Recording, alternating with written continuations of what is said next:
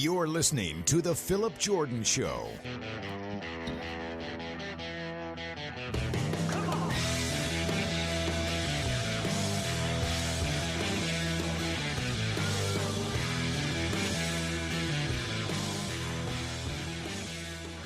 What's up, everybody? Welcome into the Phillip Jordan Show. I am your host, Phillip Jordan, for Last Word on College Football and 96.9 The Legend in Dothan, Alabama, where I'm the in-studio host and producer, Dothan Woods Football. Got a fun show playing for you guys on this Tuesday.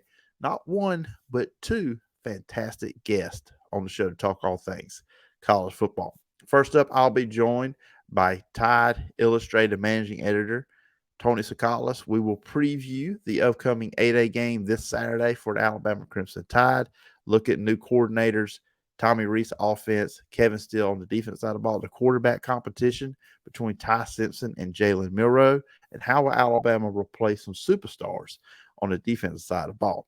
Then I'll be joined by a good friend of the show, Josh Boutwell from the Troy Messenger. We will recap T-Day there in Troy, the festivities around T-Day, and also the game, who stood out, what were some big things Josh saw while he was there at the vet on Saturday. And also me and Josh have a common fandom, I guess you would say, in alternative football leagues. So we will talk about the Birmingham Stallions at the end of our conversation and their win to open up the 2023 USFL season from this past week. So some cool stuff here on the Phillip Jordan Show on this Tuesday edition of the podcast.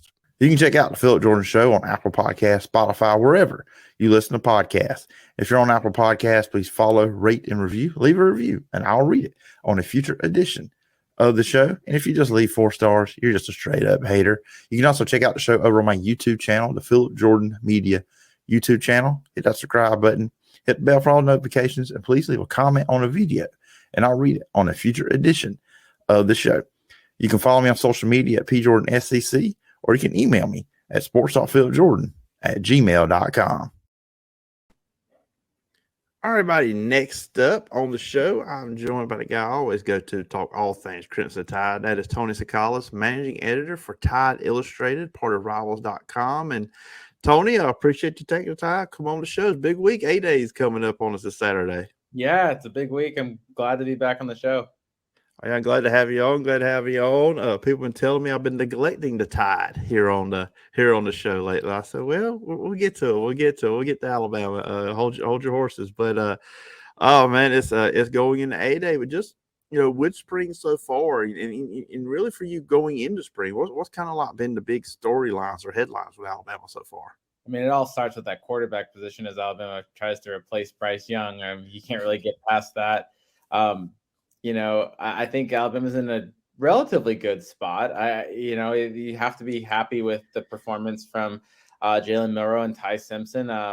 They had a better first scrimmage maybe than their second scrimmage, but I think overall both quarterbacks have been pretty solid. I think, if you ask those in the program, there's still a lot of growth needed, but I think that there's confidence that the winner of that battle will be capable of leading the team to, possible title contention. I don't think Alabama's quarterback position is going to prevent it from winning titles. How about that? And so I think, there's some optimism there. I think overall as the team's going, I think the offensive line's doing pretty well. The defense has a chance to be, pretty good. So there's a lot of uncertainties on this Alabama team, but so far I would say so good. Yeah. Watching Nick Saban's press conferences after each scrimmage. The first one, I know he talked offense was consistent. Quarterbacks played equally well. And I know after the second one, he mentioned that there was probably some throws or some plays they would wish to have back. When you hear that, what are you kind of thinking that Nick Saban's telling us? Well, here's the thing. I mean, it would almost be concerning if Alabama went 2 scrimmages with 2 first-year, really first-year quarterbacks, first season with the first team defense quarterbacks, and didn't get a interception or a turnover. So the fact that they didn't get a turnover in the first game is that was encouraging. It would have been kind of almost concerning if the defense couldn't force a few turnovers that second scrimmage. So it shouldn't come as a surprise. They're young quarterbacks. They are going to make mistakes. They also made good plays in the scrimmage as well. So between those two things, I think Nick Saban, if you look at his reaction, he was pretty positive, or I don't know if he's ever really pleased with any part of his team during the spring. And I think he'll tell you that. But at the same time, I think he's not upset either. I don't think he's concerned with the way his quarterbacks are going. I don't think Alabama is going to panic or like has to reach out for a transfer quarterback or any of those nightmare scenarios. I think it's pretty confident. I don't think it has a winner yet, but I think it's pretty confident with his quarterback position. Yeah, it's always funny when saying, and Nick Saban mentioned it in one of those press conferences, like is when you look at these scrimmages or even a spring game, one side's going to be happy, one side's not. It's like, okay, yay, the offense did well, but what was wrong with the defense? So it's kind of one of them things, especially on his standpoint, looking at both sides. I know that's one thing he talked about with the defense was creating turnovers. He didn't do that in the first scrimmage, and then the second he did. So like you could be, it's like you don't win really either way because there's going to be one side of the ball you're not going to be happy with, and the other side you will be happy with. Yeah, I mean, I think you just got to look at it from a growth standpoint. Are they growing on both sides of the ball? And I think they probably are. And I think, some of the young players that you would hope that are doing well seem to be doing well. Justice Haynes, the running back out of Georgia, is having a really good spring. That's an encouraging sign. Looks like the offensive line is progressing well. The defense is missing some stars, but you're seeing some of the young players step in at positions like Starr and Earl Little, manning that star position. If he's able to do that, that can really help out the defense. Caleb Downs coming in as a true freshman and working with the first team defense. I think that's encouraging as well. So, there's things that have to be shaken out, but overall, I think it's been a pretty positive spring. Yeah, and last time me and you talked, Alabama had not yet named an offensive coordinator. I believe the day after we recorded, they announced the new offensive coordinator, which is kind of what happens when you do this thing. But they went with Tommy Rees. What was your reaction then when Alabama made the hire? Yeah, I don't know if I was.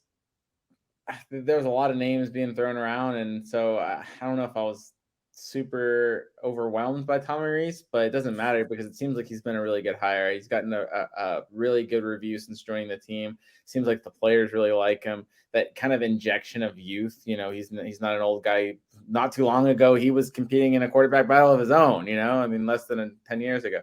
So I think, going from Bill O'Brien to him, you got that injection of youth that they can probably relate more to Tommy Rees. And then overall, I just think he's going to bring more balance. I think his system is, kind of more pro-styled approach. I don't think Alabama is going to drastically change their offense, but I do think they're going to reestablish the running game a lot more. And when you look at the way that, guys like Justice Haynes is running, it makes sense to do that. So I don't think this will be an Alabama offense necessarily led by its quarterback play, although I do feel like its quarterback play will be decent. It might be more of the Alabama, offenses that you saw before the elite quarterbacks came in. And that's not saying that either Jalen Milroe or Ty Simpson can't be elite. I just think that it's probably going to take them some time to reach that level. And they have weapons to, rely on. If this offensive line shapes up the way it's been shaping up, I think Alabama can have a formidable offense, even if it's not, making dazzling plays through the air all the time. I think you're going to get a lot better run, a lot more consistency in the running game, and that can open up some big plays in the passing game. And it might just be like more traditional Alabama, which I don't know what Alabama fans want right now, but I know there's a large contingency of the fan base that wouldn't mind that. So, I guess that's just the way you got to look at it.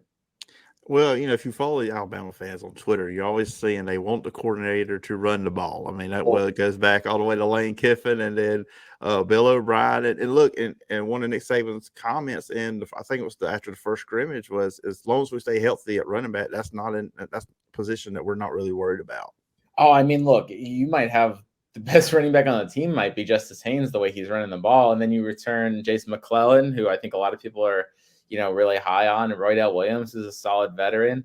You have Jam Miller, who ran the hell out of the ball when he came in with the backups. He's running people over. It's kind of tough because, he was coming in against, a tired defense and he was coming in at the end of games. But boy, is he a hard runner. And then, So that's what four backs right there that are all, top 100 backs, really talented guys. And you're bringing in another top 100 back over the summer in Richard Young. I don't expect Richard Young really to play that much of a role this season just because of the people ahead of him on the depth chart. But he's another guy that, like, if there was an injury or if anything happened, he's right there to step up. So, yeah, sure. You give massive injuries to any position in the, on any team, it's going to really hurt their depth. But Alabama even could probably deal with one or two injuries and still have one of the better running back units in the conference. Yeah, absolutely. And like I said, that's something Alabama fans love to see, those backs getting the ball. Receivers. And I feel like last season that was a position that got a lot of criticism because they didn't have the big name game breakers that they had in the past. I think they've got talented receivers there, but it seemed like, and we talked about Bryce Young so many times we could talk, that he had to carry the team. Where are you at? And what are you thinking on these wide receivers Alabama has on this roster? And can they take that next step and maybe one or two guys become that elite threat that what they're used to seeing? In terms of names to watch for that elite threat, the name I keep on hearing is Malik Benson. He's a JUCO transfer out of Hutchinson Community College in Kansas, and he has elite track star speed and is somebody that's coming in with a really good work ethic. And I think – we'll have to see what he does. He's made some plays during the first two scrimmages, and he's had a lot of positive reviews, during camp so far. But I think he has a chance to maybe come in and be that Jamison Williams type. And if he does that, it really opens up the offense because I'm not quite sold on Ja'Cory Brooks or Jermaine Burton being that number one guy. But, man, they'd be a hell of a number two or number three guy. Mm-hmm. And if Malik Benson can come in and be that star receiver, that first round draft pick kind of receiver that Alabama is used to having, all of a sudden Jermaine Burton and Ja'Cory Brooks as supplementary options just become a really even more deadly. And then you've got guys like Kobe Prentice and Kendrick Law who can kind of provide speed in the slot. And all of a sudden you're starting to run like 5-6 deep at receiver. They really just need that elite guy. They've got a bunch of really good guys and they need that elite guy. And I think a lot of people are hoping that it's Malik Benson. It could be Jermaine Burton or Ja'Cory Brooks taking their game up to another level this year. But I'm just hearing a lot of good things about Malik Benson. Yeah, and I know Alabama's used to having at one time they had 4 NFL wide receivers out there. Yeah. But if you just have one of those guys, the pressure it takes off the rest of your receiving group is just amazing, and then it just opens up the game for them. If a defense has to put a safety over, to help a corner on a guy, or they have to do certain things with your coverage, to lean on that side where that guy's at. If you just get one guy that's like that, that just opens up your offense completely differently. Definitely. Alabama can do a lot of things. I think they got guys that can, you look at Malik Benson, he's played kind of the X receiver, and Alabama's got 2 perimeter receivers in Ja'Cory Brooks and Jermaine Burton, but all 3 of those guys could move in and out of the slot position if they needed to. Or like I said, you got, Kendrick Law and Kobe Prentice, who both probably play in the slot as well. The versatility is there. They just need, once that field starts opening up, you get those guys with the ball, say the field opens up for a guy like, Kobe Prentice in open space, that guy can fly, you're thinking maybe Henry Ruggs over the middle kind of speed, So, it all starts with kind of drawing that attention and opening up the defense. And if Alabama can do that, I think they're in good shape. And look, the running game is going to help do that too. Play actions are going to mean a lot more if you're getting an established running game. And it looks like Alabama can do that. So, yeah. Yeah, it's just, make things easier for whoever's going to be that guy at quarterback when we do get to the season. On the defense side of the ball, Kevin Steele, new defense coordinator, familiar face, not only to Alabama, but to their arch rival on the Plains too as well. He's used to coaching in this state, but we'll just say that with Kevin Steele. Obviously, when you look at, if you just look at the names who aren't there, Will Anderson, obviously the big one. And then you got DJ Dell, Brian Young on the defense line, Henry Toto, another linebacker. But who are some players? Obviously, Dallas Turner's a guy that is back, which is huge. What are the big question marks? Who are the big names to look out for with this defense now with those guys not there? far as question marks, yeah, you are losing some stars. You're losing 4 out of your 5, I guess what you would call preferred starting 5 in the nickel package. I kind of, you can count Terrion Arnold as a starter, but Eli Ricks was starting over him at late in the season. So, you still lose a starter, even though you had a starter coming back. So you've got talent in the secondary. You got a lot of versatility in the secondary, but you still got guys that got to prove themselves. Like you might have a true freshman in Caleb Downs starting. So that's, I guess, a question mark. But I mean, like the talent is there. I mean, Terrion Arnold, very talented player, looked good in spurts, had his times where he was beat. But then you've also got, Kool-Aid McKinstry is pretty solid, probably be an NFL draft pick next year. On the other side, you've got guys like Malachi Moore, who's been with the first team defense for, it seems like, forever now. So, I mean, like you've got guys in that secondary that can really make it work. I already talked about Earl Little Jr. They are going to miss Will Anderson. I think he's the best defensive player they've had in the Nick Saban era. But, I mean, you really can't feel sorry for Alabama when it comes to pass rush. They got Dallas Turner. They got Chris Braswell. They've got, Keon Keeley that they're bringing in. They're bringing in Yanzi Pierre. They've got Jeremiah Alexander. I mean, like, what is that? I just rattled off 5 stars right there. That's absolutely insane. And then you've got like Quindarius Robinson. There's another really like super high 4-star. So, I mean, like every single person in that unit is absolutely insane. So they shouldn't have a problem getting to the quarterback even without Will Anderson. Yeah, I don't think anybody's out there thinking Alabama's all of a sudden not going to be able to rush the passer. When you got talent at that level, that's not going to be too big an issue. So going into 8A, we know, obviously nobody does, but Alabama's not going to show a lot. I don't think they want you to feel. Obviously, next they're not going to want anybody to know what the offense really is going to be about coming into this. But what are you expecting to see out of Alabama on 8A on Saturday? I don't really know. I mean, there's a lot of things. There's a lot of variables that could happen. Like you said, I don't think we're going to see a ton of, I don't think we're going to see a ton of new wrinkles, or we're not going to. It's really hard to evaluate what Tommy Rees is going to be like out of an 8A because, like you said, they don't want to give it away. I'd expect to see a little bit more of an established running game. Kind of sounds like we've had that throughout the scrimmages, so that would make sense. I expect the quarterbacks to be solid, but probably expect each one of them to make a few mistakes like they did in the second scrimmage. I mean, look, Alabama's defense is going to be really solid. And these are still young quarterbacks, and 8A is going to be a lot of pressure. And every single throw they make is going to be scrutinized. And they know that.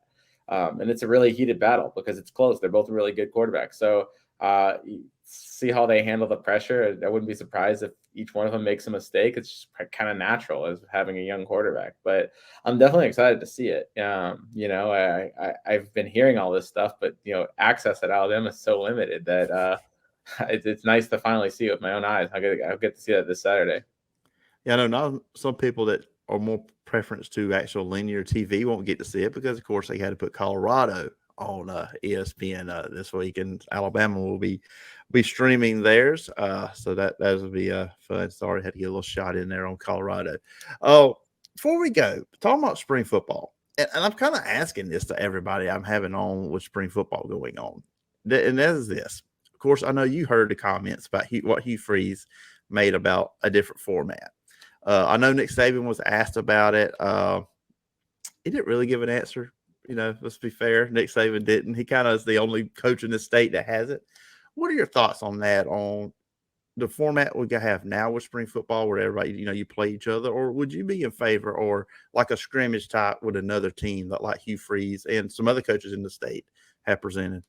From an entertainment standpoint, I think it'd be more entertaining to see Alabama play a different team. From a developmental standpoint, I think it's stupid. I think it's giving less people a chance to practice. Part of the reason why you scrimmage against your own team is that everyone gets more reps. Alabama will get half the reps if they go against, I don't know, like UAB.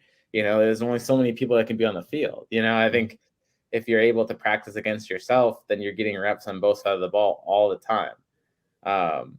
So I don't think it really necessarily makes a lot of sense, but sometimes things make more dollars than sense, if you know what I mean. And I wouldn't be surprised if that plays a role down in the future of maybe, what if ESPN decides it can make a whole lot more money showing, Alabama versus UAB than it can showing Alabama versus itself. I think there's also problems that kind of coincide with doing that. I mean, like, who's going to control the scrimmage? I mean, like, Alabama, like Nick Saban likes to be able to control, he's kind of the commissioner of A-Day, he's not going to necessarily be able to do that if UAB is there, so there's complications. I mean, I wouldn't rule it out, but it's, I don't think it's necessarily directly on the horizon, but it's something I wouldn't rule out just because I think it would be entertaining. I think people would want to watch it.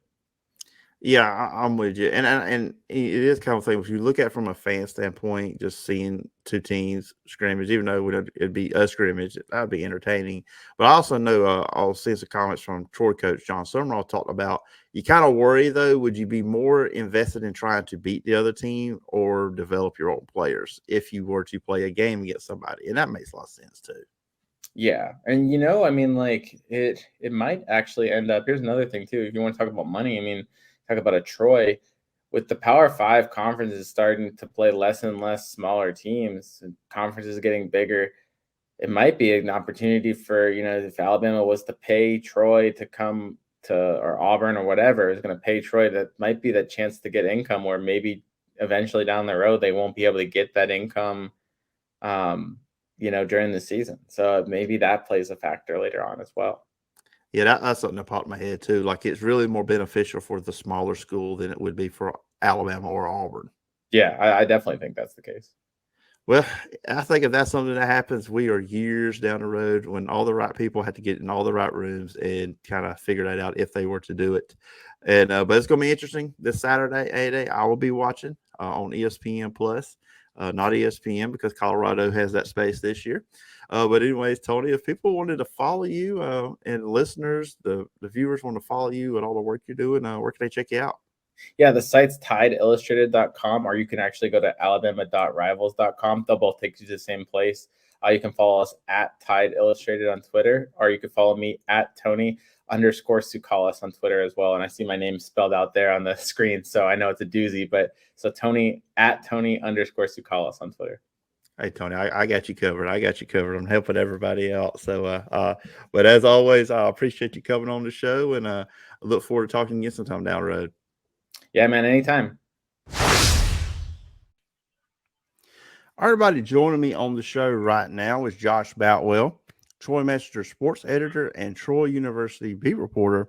We're going to be talking all kinds of football that happened in the state of Alabama over this past weekend, but we'll lead off with Troy. But Josh, it's always good to talk to you.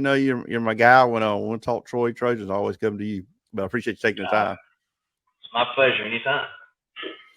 Yeah, I'm glad to have you on. It was a big weekend there at T-Day. A lot of interest, and I always feel like Troy does a really good job on the day of the spring game. Because it's not just one of them deals, okay, we're going to have our spring game and that's it. They also always have other events. Maybe it's the Hall of Fame later that day, and then they do now the Lunch with Legends, stuff like that. So just, talk about just kind of like the whole day around T-Day, what was going on at Troy. Yeah, that's, like you said, that's one of the cool things that they do. They try to make it an event, not just you're coming to watch a spring game. They started it off, Lunch with Legends, like you mentioned, a ton of former Troy legends there to have kind of like a question and answer panel. They also signed autographs and other lunch. Had Super Bowl champion winning Steve McClendon was there. Ted Horsted, one of the best running backs in Elba and Troy football history. Ted Clem, who kicked the national championship, winning kick in the 80s for the Trojans. He was there. Boris Lee, one of the Killer Bees, he was there. There was Larry Blakeney was there. A bunch of his players were there. He was there to check it out. And there was a lot of other players that were there to check it out, like ex-players wanted to be there, and it was pretty packed. It was a pretty cool event. Levi Brown was also there. I forgot to mention him.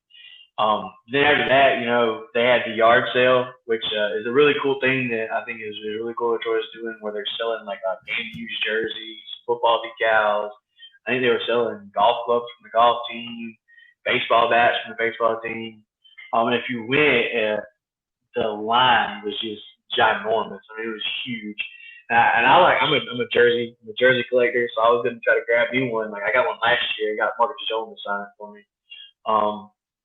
And when I went around 1 o'clock, it was the entire concourse was the line. And I came back down about 1:30 before the game to see if maybe it gone down a little bit. It was just as long. So it's a very popular thing they're doing now. They had a kids camp too right before T-Day where kids could come out and work with the players as well as Coach Summerall there coaching the kids. I think it was free. And then also, like you mentioned, the Hall of Fame kind of capped it all off at the end of the night with 7 new inductees. So they made it into a special event, not just you're coming to watch a spring game. Yeah, and, Alvis too, and Alvis, and I'll ask you from previous years being at these Troy spring games, just the buzz around the team has obviously got to be different than it was under the Chip Lindsey era, because you're coming off a team that not only won the Sun Belt, won 12 games, ended the season as a top 25 team, has a lot of players coming back. So there's expectations going into 2023. Just compare the buzz around the spring and T-Day this year versus previous years. It's not even comparable. I mean, even from last year, there was maybe a little bit of optimism last year with Coach Summerall coming in, but a year under his belt, the year like Troy had last year, as well as the recruiting class they brought in. I mean, you can tell Troy fans kind of have a little swagger about them right now when they talk about their team. There's a huge buzz for this team. I mean, it's not even comparable to the last few years.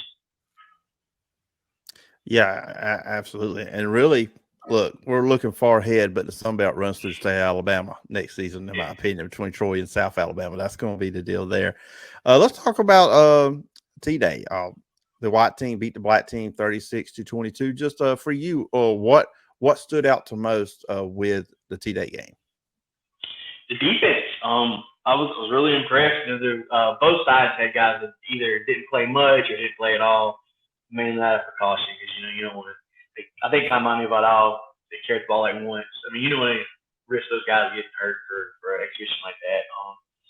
But the offense is kind of, from what I've seen during practice, has kind of gotten the better of the defense a lot more this year than I think I expected. And so I felt like we were probably going to see more of that in the T-Day game. But the defense played really well for the most part. Had some turnovers. The quarterbacks group was kind of up and down a little bit. I know people. I almost didn't put the stats out that I took myself, just because it can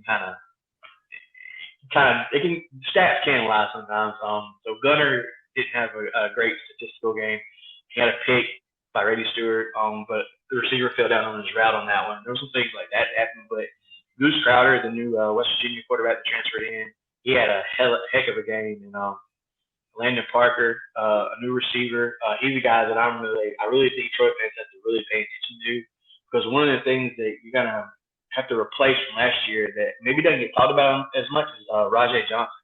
Everybody thinks about Tez Johnson having to replace that production, but Rajay was a big part of that offense with his blocking, but also just some of the circus catches he would make last year. And Landon Parker has been doing that pretty consistently in the spring, and he did that again in the game when he made a one-handed touchdown grab. And he's also a really good blocker. So those are kind of things that really stood out to me. I didn't mention also in kind of the events they did, but they've kind of made it a tradition now where they're giving a walk-on a scholarship. And this year it was Terry Thomas, the linebacker. They did that at halftime. That was another really cool thing that they did. Yeah, I saw the video of that. Carter Marshall was part of the video, and that's always cool whenever any school does that. Stuff like that, reward a walk-on to scholarship. And honestly, until I read your recap and I was looking at stuff with the game, I didn't realize Troy had that many quarterbacks on the roster. I was reading through your recap and I said, okay, there's one quarterback. There's 2, 3, 4, 5, 6. I'm like, how many do they have? Of course, Gunnar Watson, he's the starter. We know that. But you talking about Goose Crowder? I mean, who should be the number 2 quarterback on this team? I think right now it's definitely Goose.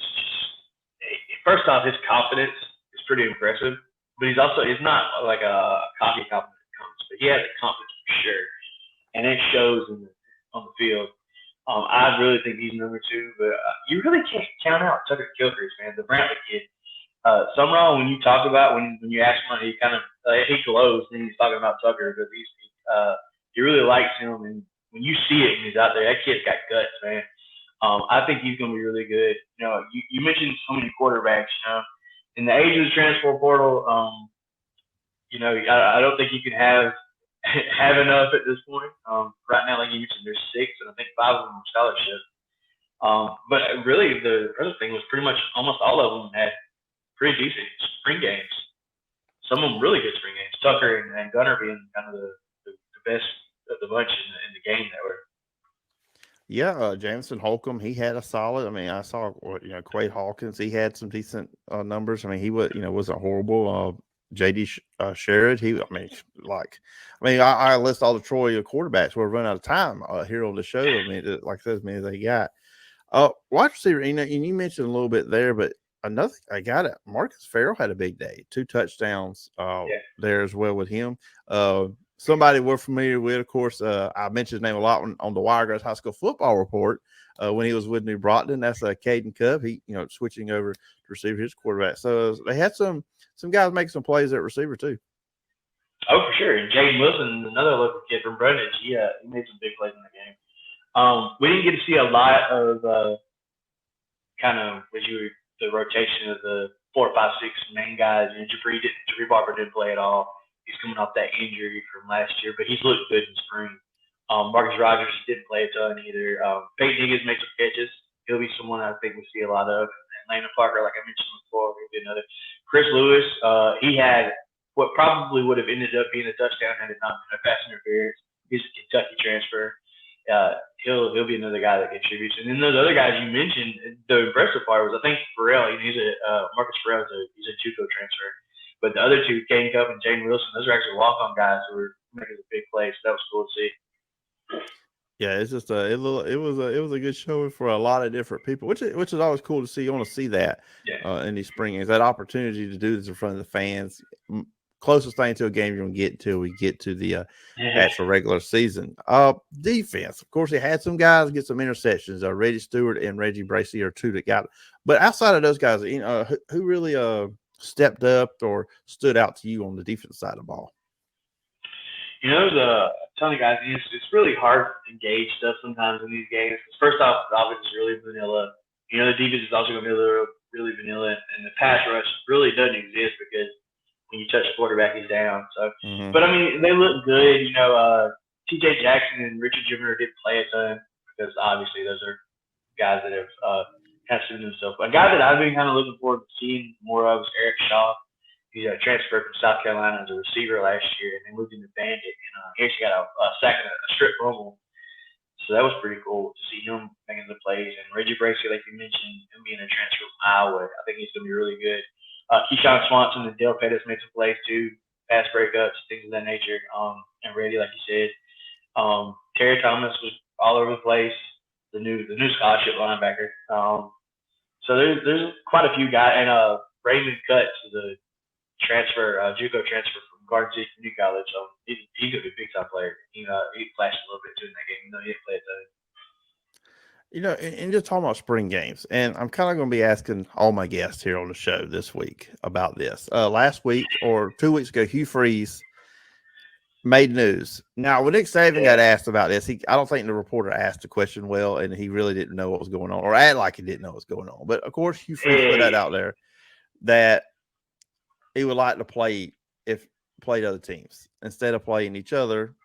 Scrimmage against somebody, not hit quarterback. So, and Hugh Freeze mentioned Auburn play UAB, Alabama play Troy, or vice versa. What are your thoughts on that? Would that be something you would prefer to see versus the traditional spring game where you just play each other? Yeah. Well, first off, Nick Saban definitely understood that question. I just think he didn't want to answer it, which is smart there. The one coach in the state that didn't. The one coach in the state that really didn't answer it. Yeah. I actually did a column on this that I think somebody posted it on Reddit, so that's great. Those people could be, no, it was okay. But it definitely would be better for sure, I think. Just to have that, Troy against Auburn, Troy against Alabama. I mean, that would be really cool for a spring game. I think for the coaches, doing OTAs would maybe benefit a little better because I don't know if you've ever been to an OTA, but high schools even do OTAs now. And I think I want to say D3s were able to do it too, and D2s will be able to do it next spring. But it's virtually a practice, a full pad practice between two teams where you scrimmage a little bit, you do drills against each other. And I think, Summerall, I mentioned that. If I want to be able to do that, I think that would probably benefit you just as much as a game. But for the fan wise, yeah, it would be really cool to do those types of games. I think just ultimately, man, Alabama and Auburn needs to be playing South Alabama, Troy, UAB. I think most everyone agrees with that. Maybe other than people that make the decisions at some of those schools. But yeah, I definitely would like to see those types of games. Even not just Alabama and Auburn, but doing a game against Jacksonville State, even Alabama State. Those would be cool. It would be better than just giving the guys somebody else back to hit themselves. Yeah, that's true. And, like I said last week, I said the week before here on the show, it's just like college football is the only sport that doesn't, or the only level of football that doesn't scrimmage against somebody else. High school does it, and the pros do it. So it'd be kind of, and in college basketball, they do it. They have even some things has closed door preseason games, and they do it in baseball. So I think it would be beneficial, moving forward if they could do that. But we got the right people got to get in the right room together to figure all that out. So we'll just see if this gets traction as the years go on. Before we get out of here, though, me and you both share a passion or an enjoyment of the other spring football, USFL, XFL, that kind of stuff.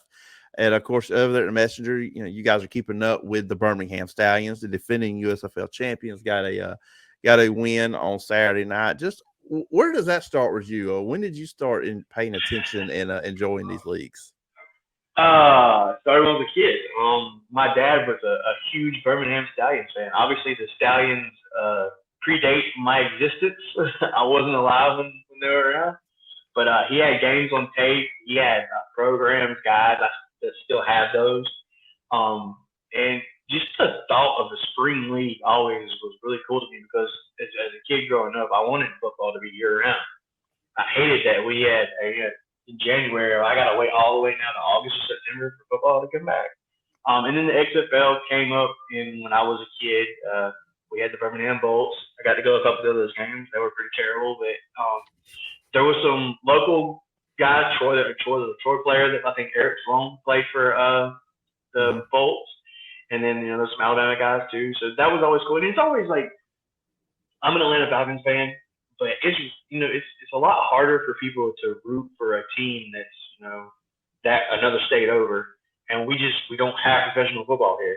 I think it's something that's really cool for kids to have a professional football league. I know people look at it like it's minor league or whatever, but it's something they can root for. And it's something that I've been obsessed with the alt leagues. I think you mentioned that too. Not just football, but I was obsessed with the ABA when I was growing up, reading about it. And, there's even a hockey league where the Birmingham Bulls. And I've read about. It's just really cool to have other options, not just that monopoly of one league that kind of controls professional football, basketball, whatever. So that's where where it started. And every year I would get my hopes up when we hear about them. I remember when my very first year when I was kind of part-time working for the Andalusia Star News, they announced that the USFL was coming back. And it was going to be in Alabama. Yeah, and then it never happened. And then there was like an all-22 league or something that just never happened. And then the AAF happened, and it actually did happen for half a season. And then, the XFL came back and it died because of COVID. And, now we're thankfully in year 2 of the USFL. So hopefully it'll last. I think there's definitely a stomach from fans that won't have spring football. I think there's probably some people that look at it like it's minor league, so they don't want to see it or whatever. But USFL last year, there's guys from last year's season that are on NFL rosters right now. There was an all-pro that played in the USFL last year. Birmingham's best defensive player, DeMarcus Gates, is now with the Chicago Bears. Mm-hmm. So to say that, these guys aren't good football players is just a ridiculous statement. And it's good football. It's fun football. And for me, I definitely want to see it seed. I don't know how well two leagues going into the same time is gonna go. Especially, I think the teams in the same states, even same cities at some point too. I don't know how well that'll go, but I'm rooting for it all to succeed. I want to see it all succeed because it's more jobs, more opportunities for football players, for coaches, for staff, everything. That's never a bad thing. And the people that root against it I will never understand. So that was long-winded, but yeah. Yeah, I'm like, if you don't like it, don't watch it. I mean, that's just a simple fact. Yeah. I mean, and it is a wild time. I never really thought we'd see like two leagues like this at kind of going at the same time, which is another wild thing too. But I started with 01 in the XFL, which I'm from Alabama, but I was a Orlando Rage fan. I was big on them. But they were a lot better than I went to one of the games. I did go. They played at Birmingham. I went to that. That was a good experience. But it kind of just morphed now, watching arena football, this stuff. And my thing too is, look, the NFL is the best of the best, but there's other good football players out there that not everybody can play in the NFL because that's just the way it is. There's plenty of good football players out there. Real quickly, go ahead. I mean, when you think about it, every year there's thousands of guys that are no longer have eligibility left in football that were all conference guys that were really good football players. And there's only 53 main roster spots in the NFL for each team. And there's a limited amount of practice squad guys. There's tons of guys out there that can still play that just don't have anywhere to go. Or either they have to go to Canada, and then Canada has a limit on how many Americans they can even sign. So, there's a ton of talent out there just being waiting to be found. So the Birmingham Stallions, of course, the USFL had week 1, which we're going to talk about the Stallions real quickly here. They win 27-10 over New Jersey. These are the best 2 regular season teams last year coming in. Both for 9-1. Of course, Generals got upset in the in the playoffs last year. It plays the Stallions championship. But I just got to say this: Birmingham last year was known for their defense. That defense was big time forming this game. I mean, the offense did some good things too. Both quarterbacks, Jamar Smith and Alex Magoo. But I think the big thing was the defense for the Birmingham Stallions, forcing the early turnover. The Generals were 1 out of 4 in the red zone. I mean, just the Stallions defense led the way. Yeah, for sure. They even had a goal line stand too. One of the things that I was really looking forward to kind of seeing was how they were going to replace DeMarcus Gates, like I mentioned, with the Bears now. He was an all USFL player last year, and he had a ton of production. But for the most part, the majority of the defense came back from last year, and you could tell. And the majority of the team in general was back, other than a couple of guys. And that, again, you could tell that with that. The team just seemed like they had chemistry. But the injuries they had in this game was wild to see them kind of be able to overcome that. Scooby Wright was kind of one of the leaders on the defense, got hurt very early on. Jamar Smith even got hurt in the first half. The best receiver, Marlon Williams from Mobile, tore his Achilles. I want to say it was like a second or third drive. Mm-hmm. They were able to overcome that, and it was really impressive. And the defense was a really huge part of that. The running game did not help, which was surprising to see because they were one of the best running games in the league last year. So that's something that has to get fixed for sure. But that defense right now is the heart and soul of the defense, the team for sure. Yeah, they were making plays, and it was. Yeah. It was fun. And you could tell just from the quality of play, some of the teams that played this weekend that brought a lot of players back. That's a big difference because usually when these leagues first start, week 1, week 2 is not good. The XFL quality of play got better as these players get used to each other, but we're seeing the league come into their second year with a lot of cohesiveness with the roster. It's just different than what we saw last year. So it's going to be fun. They do play Memphis this upcoming this weekend. So we'll see how that goes. They're going to Memphis. So, hey, this is really the first time Birmingham's going on a road game. So that's going to be interesting how that they handle that. But I think they're good. They got a good team. They got a good system there with Skip Holtz. But Josh, that's been fun. We talked Troy. We talked Stallions. We got a little alt football. I don't call it minor league football. I call it alt football. That is what it is. But I appreciate you coming on and talking all this good stuff, all this good football stuff today. If the listeners and viewers want to follow you online, where can they find you? You can find us at TroyMessenger.com. We have a Twitter at Troy Messenger. We also have Facebook, The Troy Messenger. You can find me on Twitter at Josh B. Messenger. For now, Twitter is crazy right now. Yeah, we'll just leave it at that. Yeah. But anyway, Josh, I appreciate the time, and look forward to talking again sometime down the road. Yeah, it's my pleasure. Anytime. If you enjoy this podcast and live in the southeast area of Alabama, check out the Wiregrass High School Football Report, brought to you by DGO Strategies. During high school football season, I talk with local coaches and look at the biggest stories and games. The show will be returning soon, and you can check it out on Apple Podcasts, the Phillip Jordan Media YouTube channel, or 969thelegend.com. Now, back to the Phillip Jordan Show. All right. Once again, thanks to both guests, Tony Tsoukalas, great stuff there, and also from Josh Boutwell, talking all things Troy with him, some BIrmingham Stallions, of course, with Tony, the Alabama Critical. We had you covered with Stay Alabama here on the show today when it comes to all things football. I have a Thursday show. I was going to put all three guests on this one and just do one show this week, but I decided to do two. So Thursday, we recorded it on Monday night, but I'll be joined by Jay Stevens from Locked On Buckeyes in the Jay Stevens podcast. We go a good 34 minutes talking Ohio State. We also kind of get his thoughts on would he draft or should C.J. Stroud go number one over Bryce Young or the other way around. And Jay's a fan of the Indianapolis Colts. Of course, they have the fourth pick in the first round, excuse me. And we will talk about that because it kind of relates to two former SEC quarterbacks, Will Levis and Andrew Richardson. So Thursday's show will be up. But I really appreciate Tony and Josh for coming on today's edition of the show. Real quick before we get out of here, just two things from Saturday with spring football. Now, I'll let you guys know I was in Tallahassee for the Florida State spring game. Florida State looked really good. They look as good as advertised as they're going to be for this coming season. Jordan Travis looked really good when he was in there. He saw a bunch of the other quarterbacks play. But it was a lot of fun being down there in Tallahassee. That's my first time ever actually being in the stadium down there. So it was a lot of fun. Had a lot of fun doing that. But so two things. I'm going to talk about the Georgia and Texas spring games relating to the quarterbacks. Now with the Georgia spring game, the red team beat the black team 31-26. Red team was made of the starting offense. The black team had the first team defense. And I don't talk about the quarterbacks. This is little tidbits from both these games. Carson Beck's the guy, without a doubt. Watching that game, he's got to be your quarterback because just the way the offense did not look like they missed a beat with him versus when Stetson Bennett was a quarterback. And I know a lot of people say, Phillip. This is just a spring game.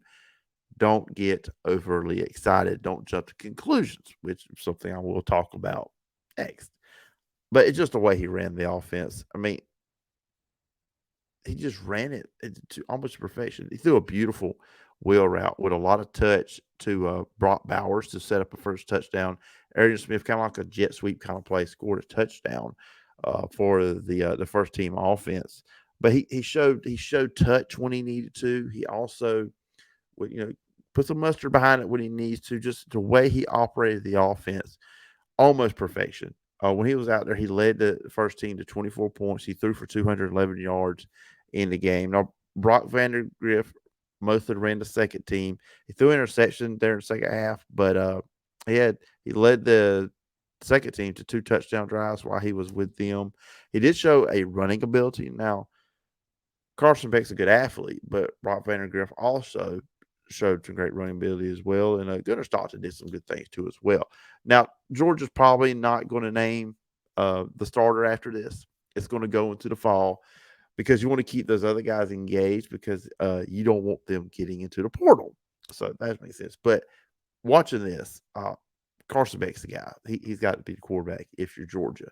And now talking about overreacting, we've had a lot of that after the Texas spring game because Arch Manning did not play well because everybody had this expectation with him because of his last name for him to come out and just light the Texas defense on fire in the spring game. He went 5 of 13 for 30 yards. And Sarkisian did announce that 2023 start quarterback will be Quinn Ewers, which is no surprise. I've kind of felt like Quinn Ewers would be the guy to be their starting quarterback this year. I think a lot of people took lofty expectations on Arch Manning. They expected him just to come out and just look like a 4-year starter, I guess, and a guy that's ready to take the NFL over like his Uncle Peyton and his other Uncle Eli kind of did. But I will say this: if you remember with Peyton and Eli, they did not start as freshmen either. They were not first day starters. They had some struggles too, and Arch is going to have that. He looked like a freshman. That's basically it. So I just calm down, just let him develop. He's going to make mistakes. He's it's his first 15 practices at Texas. So let's just calm down a little bit. I know there's some people out there that I think they're kind of hoping him to fail. And that's kind of sad. You hope for an 18-year-old kid to fail. I mean, that's more about you and less about him. But let's just calm down. Let's just calm down a little bit and let's just let this play out. Don't jump to conclusions that Arch is going to be a bust as a recruit and all that. Let's just slow it down. But that's a couple tidbits there on spring football from this past weekend. And that's going to do it for today's show. Like I said, be back on Thursday with me and Jay Stevens. We will talk Ohio State football on Thursday. Looking forward to you guys listening. We've already recorded that, but it will air on Thursday. And that's it, guys. I appreciate you checking out the Tuesday edition of the show. I always appreciate taking the time. Hope everybody has a great early part of the week. We've got more spring football coming up this Saturday. We'll jump into some of that on Thursday's show to close it out. But as always, guys, I appreciate the time. Let kindness be your compass. And you have been listening and watching The Phillip Jordan Show. Thanks for listening to The Phillip Jordan Show. Subscribe to the audio podcast on Apple Podcasts, Spotify, or wherever you listen to podcasts. You can watch the show over at the Phillip Jordan Media YouTube channel. Got a question or topic idea? Email the show at sportstalkphillipjordan@gmail.com. Join us next time for more great football talk.